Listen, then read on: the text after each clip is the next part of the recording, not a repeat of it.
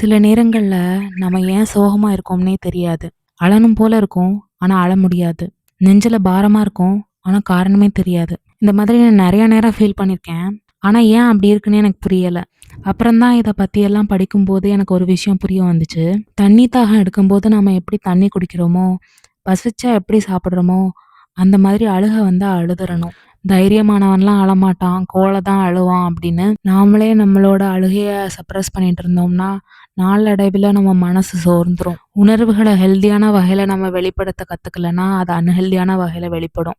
அந்த மாதிரி ஒரு விஷயம் தான் இந்த காரணம் தெரியாத சோகமும். அழுக வரும்போது அழாம படம் பார்க்கறது, ரீல்ஸ் பார்க்கறதுன்னு நம்மள நாமளே டிஸ்ட்ராக்ட் பண்ணா, அந்த உணர்வு வடிகால் இல்லாம நம்ம உடம்புலயே தங்கிரும். அதனால அழுக வந்தா அழுதுருங்க.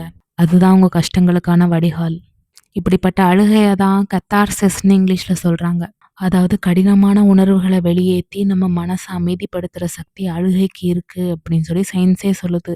ஆனா சிரிச்சு வாழணும்னு நம்மளுக்கு சொல்லிக் குடுத்தவங்க, சிரிச்சு வாழ்றதுக்கு அழுகையும் முக்கியம் அப்படின்னு சொல்லிக் குடுக்க மறந்துட்டாங்க. அதனால இனிமே கொஞ்சம் அழுதும் பழகுவோம்.